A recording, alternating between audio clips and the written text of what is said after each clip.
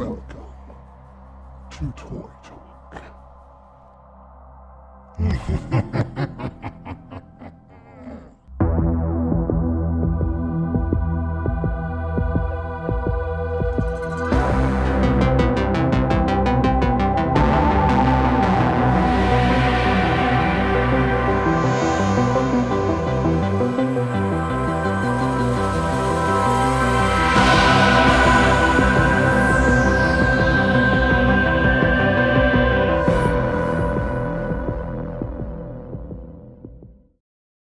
Hey everybody, it's October here on Toy Talk, and with October, of course, comes Halloween. Now, to be honest with you, Halloween is one of these holidays where I have some kind of mixed feelings, mixed emotions. Like, on the one hand, you've got all the costumes and the dressing up, and I love cosplay. My family has always been into this. For years, we'd go to Comic-Cons, we've dressed as the cast of Gravity Falls, we've done the whole Batman universe where we were actually Batman Beyond, old Bruce Wayne, Catwoman, Harley Quinn, all these different characters. One year for Halloween, we went as the Big Bad Wolf with Little Red Riding Hood, Granny, and the Three Little Pigs. And so it's something we've always enjoyed and had fun with, so I love dressing up. However, on the other side with Halloween, there's often that association with darkness, with horror, with horror films and the blood and guts things. And to be honest with you, for me, that stuff's kind of always bothered me. I'm not a big fan of horror films, and if you are, hey, go and enjoy them. I'm not saying anything against them. I'm just saying when I watch them, the stuff kind of, I see the people's heads getting cut off and stuff, and it makes me kind of squirm. I'm real squeamish when it comes to that kind of thing. And unfortunately, for whatever reason, Halloween has become associated with that over the years. So I want to go ahead and take a little look at the history of Halloween. This really kind of all started out with a Christian kind of Catholic holiday called All Hallowtide. And every year from November 1st to November 3rd, they would take these days to celebrate the saints and the faithful that had died over the past year, and they would take that time to honor them. Well, society in time decided they need some kind of a balance for this, and they were starting to look for something else. So they went as far back as the Celtics. And what had gone on in history is on October 31st, the Celtics had taken that as the beginning of the dark quarter of the year, they would call it. Now, what they meant by the dark quarter is it was just the time of year where the sun wasn't as bright. It was the winter months, the darker months. But throughout history, somehow people started translating that darker months into spiritual darkness. They started celebrating something called Samhain, and they started associating this night with like spirits and darkness and ghosts and goblins.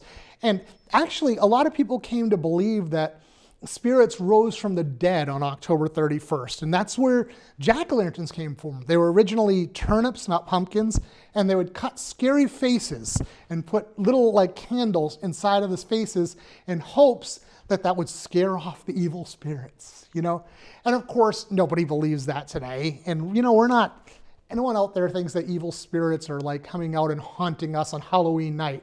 But there is still that association with the darkness, with the spiritual darkness. And like I said, I don't like that horror aspect. But I always am the type of person that likes to try to find something positive in any situation. And along with the costumes, two things that I find very positive about Halloween are the sense of community and giving. Now, looking at the sense of community, historically, if you go back, the 40s, 50s, you watch old sitcoms, different things like that, you talk to grandparents, neighbors were very close. They often knew each other very well. They'd come over for dinner, they'd play bridge, whatever it was, have game nights. If you needed a cup of sugar, you went over and borrowed it from your neighbor. But nowadays, things have kind of changed. We don't generally know as many people in our community, our neighbors, not necessarily the person living directly next door, but even the person directly next door, sometimes we don't even know their name. And we drive into our garages and we just kind of keep to our own selves outside of social media a lot of the time. Of course, not always, but very often. But on Halloween, people get out in the community. You see people that you may not have ever seen before. You meet people that you may not have ever met before. One of the things I love that they do right here in Ipswich, in our hometown, is every year the fire department has a big party. They open up the fire department, the firehouse, and they have cake and candy, and people come in and they socialize, they talk, they laugh, they have a great time. And that's just, it's incredible. It's a great sense of community. Beyond that, like I said, people used to go to the neighbors to get a cup of sugar. When was the last time you just randomly knocked on a neighbor's door when it wasn't Halloween? But on Halloween, this happens all the time. The kids, we take our kids, they go up, they knock on their doors looking for a treat. And people have gone out, this is where the giving aspect comes in. People have gone out and spent their own money just to get treats, candy, or whatever it is, to give to these children. And they don't expect anything in return other than maybe a smile and a thank you, if that. And you know, we don't see that often. How often do you really just go out and buy things just to give to somebody else if it's not like Christmas or if it's not a birthday or something? But on Halloween, we do this for total strangers. And when we get that smile as we hand a kid a piece of candy, I see smiles come across the adults' faces. And now, one thing I will definitely say on Halloween, I want you all to take a look this October 31st as you're walking around, whatever it is you're doing, and I can almost guarantee you that you will see more smiles on people's faces on Halloween night than on any other night of the year. And to me, that is a very positive thing. We're going to cut to message, and we'll be right back after these messages.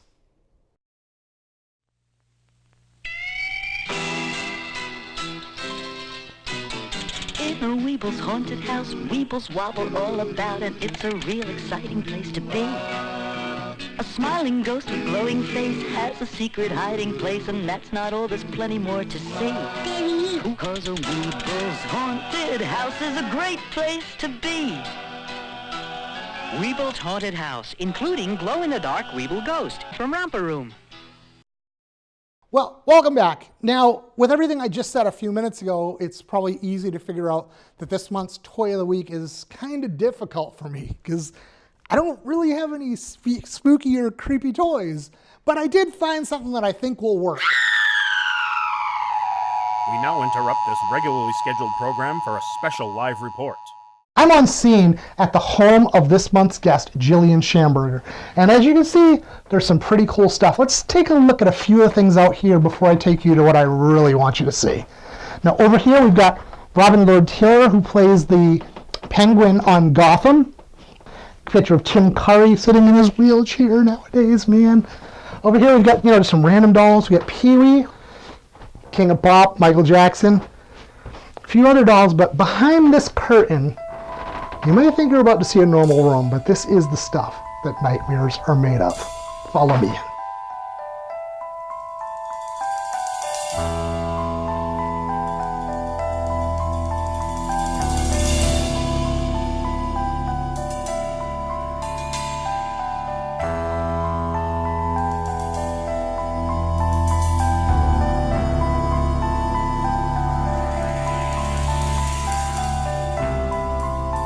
I'm going to take us around the room, just taking a look at a few of the things.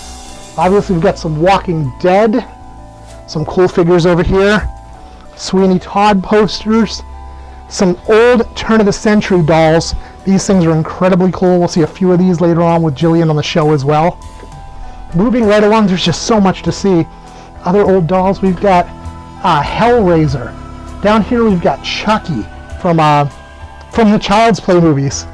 Over here, we have got two shelves and a bottom row of Living Dead dolls. These things are super creepy and super popular.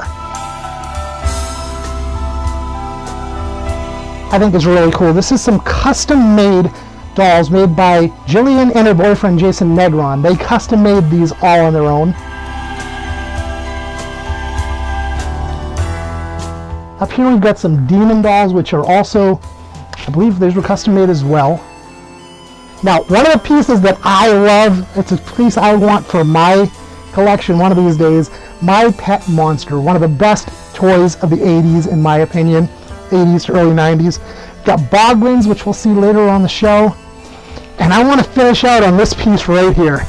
Signed by Barry Bostwick from Rocky Horror Picture Show. It's a pair of underwear that don't say "Damn it, Janet," but since they're signed to Jillian, they're "Damn it, Jilly, I love you." And we're going to move on. And in a few seconds after these messages, we'll be back with our guest, Jillian Shamberger. Come a little closer, madam. I want to tell you about something your children will love. Monster vitamins. They're fun. They're screaming Mimi. Babbly bap.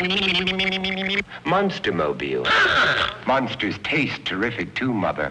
Your children should get vitamins by eating right, but when they don't, Mother, Monsters and Monsters plus iron sure help. My children love them. Right, kids? Right!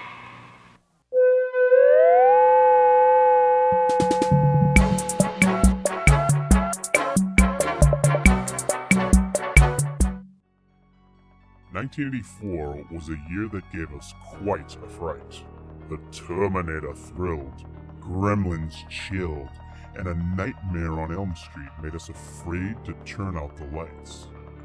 While all this was happening on the big screen, a new breed of aliens were invading the small screen, introducing us to a new animated series that would lead to one of the most popular toy lines of all time. Already well known in Japan as Microman and Dioclone, this toy line's transition to American soil was an instant success, giving us a toy line that has lasted over 30 years to date and taught us that there's definitely more than meets the eye. Launching galactic warriors such as Bumblebee, Wheeljack, and Optimus Prime to mega stardom. Of course, this toy line is Transformers.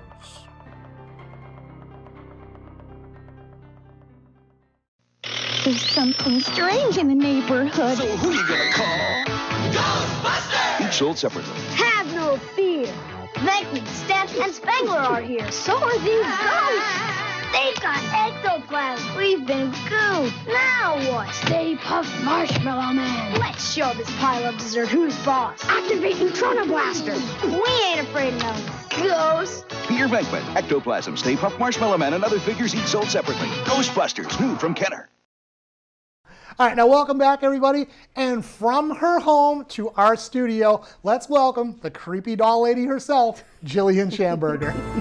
Hey, Jillian. Hi. How you doing? Thanks for having me. Good. Yeah, I'm glad to have you here. Even beyond the dolls and the Halloween stuff, I got to say, I'm excited to have a female guest again. I haven't had a woman as a solo guest since the first episode, and not since February with Timmy and Lisa Tardif. And we want to see, that it's not just guys that collect toys, you know? Yeah, definitely. I think it's a more male-dominated area, but for sure, that got me.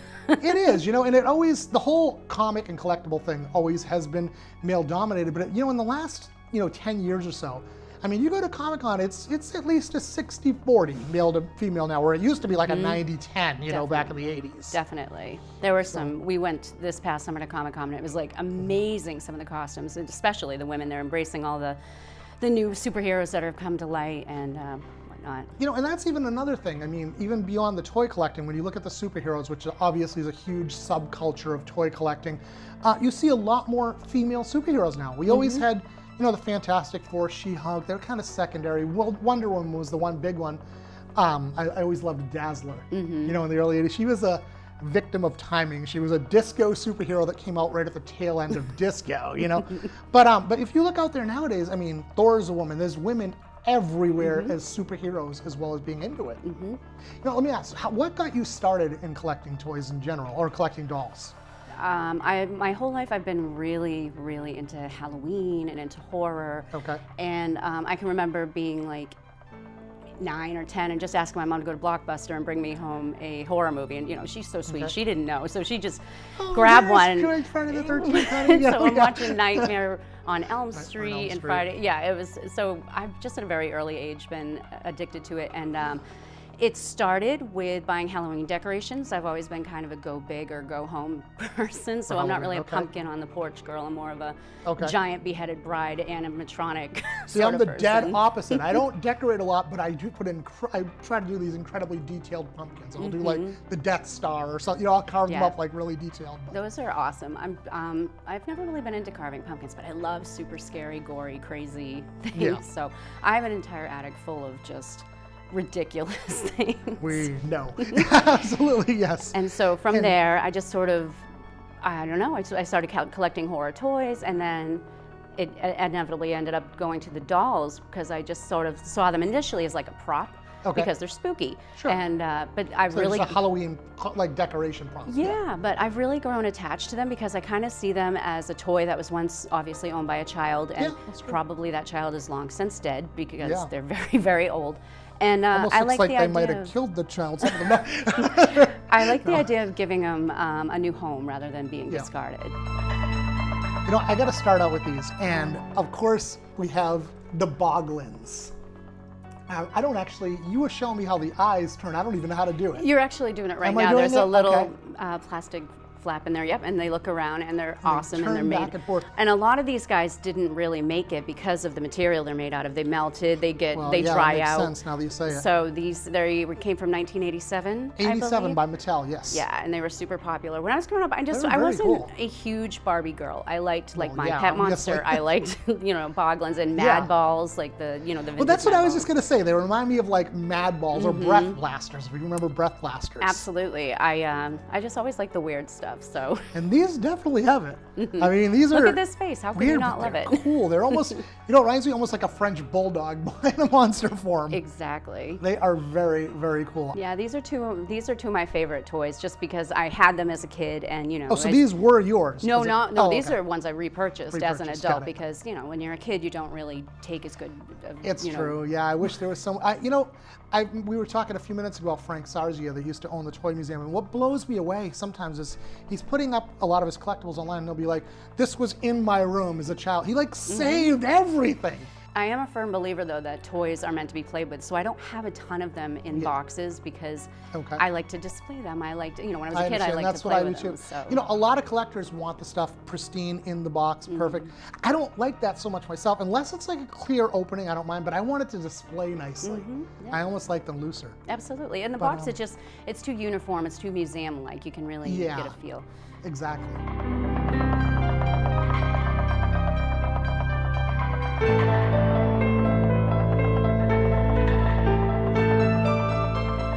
Okay, so I brought just a couple of my dolls. I think I have upwards of 30, 35 of them or so in my room.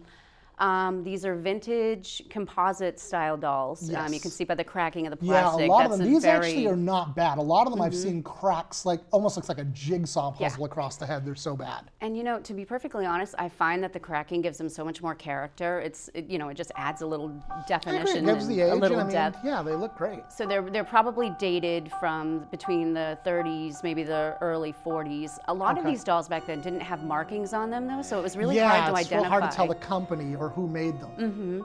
Exactly. I honestly thought a lot of these were more turn of the century than they were 30s and 40s, so you're definitely more informed on these than I am. I'm basing it just on pictures that I've looked up online and what has been on, but I mean, I don't think I have anything quite that early, but I mean, it's hard to say, It's amazing what they did even with some of those. I mean, a lot of these are just kind of, not just these, but in general, this kind of line was generally a basic doll, and that's all it was. It didn't do anything. But then I've seen some that were like pre-1900 that literally had like little records inside to make them talk and stuff. I'm like, I remember seeing that once on Antiques Roadshow, I believe it was. I'm not 100% on that, but I think it was.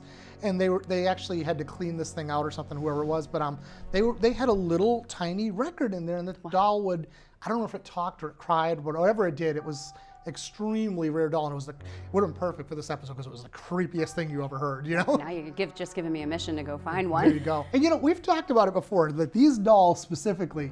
Now, when I was a kid, it's amazing that I've become a toy collector because as a child, I could not have dolls specifically, but any toy that had a face, I couldn't have them in my room. Little action figures, the 3 3/4 inch Star Wars, whatever. But like a big full-size doll, because we've talked about this. I was about probably 3 or 4 years old, maybe 5, and my babysitter made me watch the movie The Dolls, where all the dolls come to life and kill everybody. So good. So, here I was, a freshman in college, still looking over at my roommate's stuffed animal that he had going, because I can't sleep with this thing in the room, and finally got beyond that.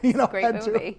Yeah, Is that a quintessential classic 80s horror? That's fabulous. Yeah, I didn't love it, but I've never seen it again. One time was enough at that age. Awesome. I don't know. But this guy was kind of interesting. You brought him out. I don't know if I'm going to get him to work. You showed me him. But he's supposed to crawl, but he gets hooked on his clothes a little. We'll try in a minute. But I even love how he's winding. It's not even like an old, not even like a newfangled key to turn. It's almost like just a wire. Yeah, I found him at Todd's Farm, and sometimes Okay. I will buy something strictly for the creep value, and this doll is a total creep. It is totally creepy. When he walks, and it I wanna see if quite I can get him to often walk. happens on its own because he gets caught, and So then he's basically sometimes possessed. He just decides I'm going to walk. No, I'm I just kidding. don't like to think he's I know, possessed, but I'll tell you, I'll be in the room and I'll just hear him, zzz, and I'm like, All of a oh, sudden it he just starts it's like he moving. gets unattached from his. Now that I think about it, I wish I'd known you at the time. I didn't. This is about probably 3 years ago. I had picked up what has now become known as the haunted Teddy Ruxpin out at Todd Farm. And I brought him home. He didn't work. He was just kind of, I think I paid like $2 for him. I was like, oh, Teddy Ruxpin, let me bring him home. Well, as soon as we brought him home, starting that night, we started hearing talking at night after we went to bed. Every night. All the kids heard it. I heard it. And it was like, what's going on? And we kept hearing walking across the living room. And I would come, this doll was originally in my room and then went down to the bedroom, to the basement, as I was getting ready to sell it. But I would literally, I'm not even joking, this is why it left my room. I would put it in one place and I would wake up and it would be on the other side of the room. And it was like, dude, this thing's got to go. It was like, bye. But I used it as almost as a marketing gimmick. I think it kind of backfired. It's funny because I put it on eBay as haunted Teddy Ruxpin and actually told the stories that I'm telling now. And it was one of the weirdest sales ever because I think I had something like 40 watchers. Wow. People were looking at, I started it at like $10 or whatever it was, maybe $15. And I had like 40 watchers, so I'm thinking this thing is gonna sell. And then it finally sold for the opening bid. One person bid on it out of the 40. I think it got a lot of interest because of the scare factor, but then they were afraid to pull the trigger. And they were probably smart because there's something was hooked up to that doll. I don't know what it was, but. I will say, of all the dolls and all the toys that I've gotten over the years, I've never felt anything negative. I never have either. That was the only one, and it left fast. Yeah, they're definitely overwhelming to some people when you go in there and there's so many things just staring at you. Well, some people think it's just creepy, any toys, but for some reason they seem to think it more about dolls a lot of the time. And just in general, it doesn't have to have a creepy association to it. It's just dolls. Just creepy. don't like I don't dolls. know why. Yeah, I definitely have had people who just outright refuse to go up in my room. I've seen comments on Facebook here and there, saying that. So, anyway. But these are all really cool. Now, you did bring in one other doll that is not creepy, but it is super cool for 2 reasons, and I want you to bring that up. Let's take a look at it. We tucked it aside so no one would see it. So aside from my horror items and scary items that I find, I do collect vintage toys, and I was able to find this super awesome Pee-wee And that's the ventriloquist Pee-wee pull doll. string. He is the ventriloquist. When I saw the string for a minute, I thought he was the pull string. Okay. So he doesn't talk, but he opens his mouth. Yes. And I had the same one recently. I just actually resold it, but the mouth really stuck bad on it. Does that do that? No, he's pretty good. I guess it does. So he but does. Yeah, I'm that's gonna what I'm give it saying. You back. pull it and he likes to stick open. I was told it was pretty common that it's not even a age thing. They kind of were like that when they were made. I didn't even realize it was a ventriloquist when we were talking about it. I thought it would have originally talked because it kind of, the string sort of stops. And that's but no, what it's I just- do still have home. I have the pull string one, which I've kept, and I was debating, do I want the pull string or the ventriloquist when I picked that up? I didn't really want both, so I ended up keeping that. But the part about this that's really cool, Pee-wee is always cool. I love Pee-wee. He's always a big pop culture giant. But let's take a look at the hand of this particular Pee-wee. Yeah, so this past summer at Comic-Con, I met Paul Rubens, and he actually autographed it for me, and it was so cool to meet him. It was like meeting somebody who you've been friends with for years, and you're finally meeting them. So, and I've met quite a few celebrities at this point, and I don't know, I couldn't keep it together with him. I've grown up with him, you know. So he's become so iconic. It's funny, he had those years where he had his, fall from grace, and he was just kind of gone for a while. But he would pop up now and again. He was in Batman Returns, and he was in Mystery Man, which I love, with Ben Stiller, as the spleen. He was actually in Mac and Me too. He was the voice of the robot, which I had no idea. I thought it was actually somebody trying to do his voice, and then I found out just recently it was really him, and that was exciting. When we did the Star Wars episode, we didn't get to this particular autograph, I don't think, if I remember correctly, but he actually voiced a robot in one of the Star Wars movies, No way. which I had never known before. He was. Is it Locke in Nightmare Before Christmas? He was one of the little kids. I didn't realize that either, okay. But, I was starting to say, but his kind of fall from grace, it's funny because Paul Rubin was so associated with Pee-wee Herman. You know, that if that hadn't been the case, it might not have been as big a deal as it was to kind of push him aside. Because, you know, you look at any other person, if, you know, Burt Reynolds, who just died recently, played Bandit. When he went on a TV show, he was Burt Reynolds, the guy who played Bandit. When Pee Wee went on a show, Letterman or Leno or whatever it was, he went on as Pee Wee Herman. When they did Pee Wee's Big Adventure, it was Pee Wee Herman in Pee Wee's Big Adventure. It was never Paul Reubens as Pee Wee Herman. And it was really unfortunate because in comparison to today's scandals, what happened, what that was. And a lot of them just blow over now. Yeah, it would have been no thing. So it's a shame that that even showed up in his career. Yeah, it did. And it there really were like, he had a lot of supporters though. Set him back for a while. He did. He always has. Yeah. It definitely impacted his career negatively for a while, but he's made the comeback. He's really big. He was really great in Blow too, if you ever saw that movie with Johnny Depp, and he played the dealer. He is actually, you know, because he's even coming back now. He's so associated, Paul Reubens, as Pee Wee. But the truth is, he's actually a very good actor. He's done a lot of other roles. Like we were talking earlier about, he was in Gotham. But yeah, thanks for coming in, and thanks for having me. I really appreciate it. Absolutely. Happy Halloween. Yes, you too. And we'll see everybody again next month here on Toy Talk.